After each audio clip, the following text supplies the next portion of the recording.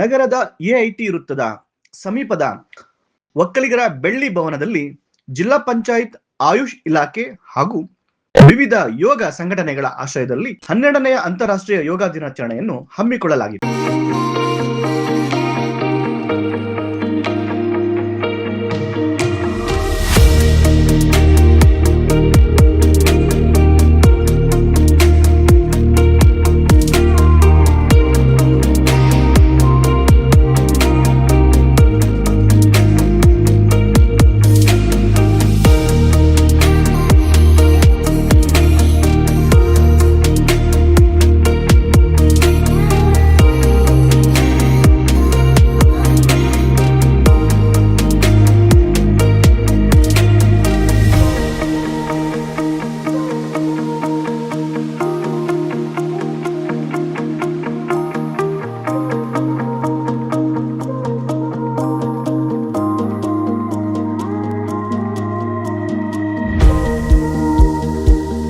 ಶಾಸಕ ಎಚ್.ಡಿ. ತಮ್ಮಯ್ಯ ಜ್ಯೋತಿ ಬೆಳಗುವುದರ ಮೂಲಕ ಕಾರ್ಯಕ್ರಮಕ್ಕೆ ಚಾಲನೆ ನೀಡಿದರು. ರಾಷ್ಟ್ರೀಯ ಯೋಗ ದಿನಾಚರಣೆಯ ಆರ್ಥಿಕ ಶುಭಾಶಯಗಳನ್ನು ಸಲ್ಲಿಸಲಿಕ್ಕೆ ಬಯಸ್ತಾ ಇದ್ದೇನೆ.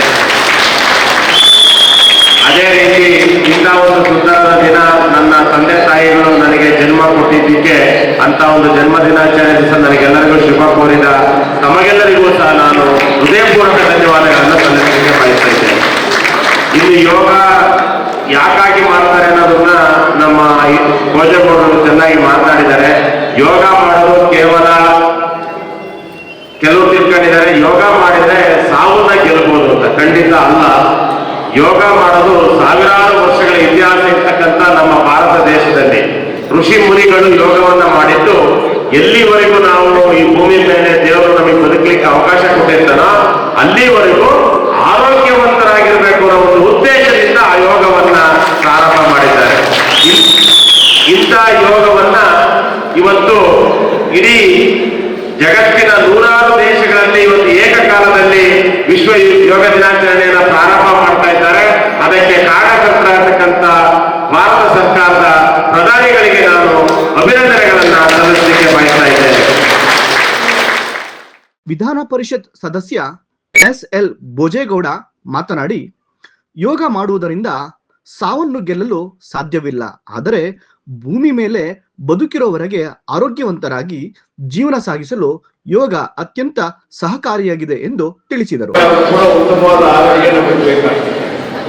ಇವತ್ತೇ ಬಹಳಷ್ಟು ಜನ ಯೋಗಪಟುಗಳು ಅವರವರ ಶೈಲಿಯಲ್ಲಿ ನಮಗೆ ಮಾತಾಡಿದರು. ಇವತ್ತು ಆರೋಗ್ಯ ಸುಮ್ಮನೆ ಬರೋದಿಲ್ಲ.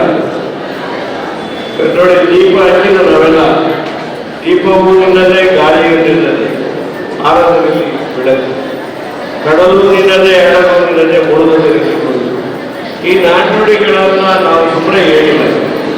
ಇವತ್ತು ಆರೋಗ್ಯ ಹೇಗೆ ಬರ್ತದೆ? ಕಷ್ಟಪಟ್ಟರೆ ಅದು ಆರೋಗ್ಯ ಬರೋದು. ಇವತ್ತು ಯೋಗ ಮಾಡುವಾಗ ಮಸ್ಟ್ ಎಂಜಾಯ್ ಇದೆ. ಪ್ರಾರಂಭದಲ್ಲಿ ಎಲ್ಲ ನೋವುಗಳು ಬರ್ತದೆ.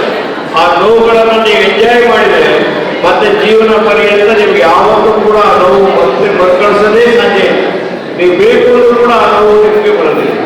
ಹಾಗಾಗಿ ಹೇಳ್ತಾರೆ, ಬಿಸಿಲ ಬೆಳೆದಗಳ ಹೊಸಿರಿಂದಲೇ ಸುಳಿಯುವುದು ಬೆಲುಕಂಗಾಳಿಯು ಉಳಿಗೆ.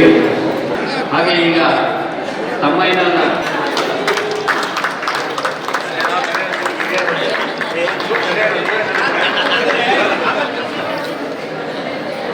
ಈ ಸಂದರ್ಭದಲ್ಲಿ ಸಿಡಿ ಅಧ್ಯಕ್ಷ ಎಚ್.ಕೆ. ಮಂಜೇಗೌಡ, ನಗರಸಭೆ ಅಧ್ಯಕ್ಷ ಭವ್ಯ ಮಂಜುನಾಥ್, ಜಿಲ್ಲಾ ಆರೋಗ್ಯ ಅಧಿಕಾರಿ ಅಶ್ವಥ್ ಬಾಬು, ಕಾಫಿ ಮಂಡಳಿ ಅಧ್ಯಕ್ಷ ದಿನೇಶ್ ದೇವರುಂದ ಮುಂತಾದವರು ಉಪಸ್ಥಿತರಿದ್ದರು.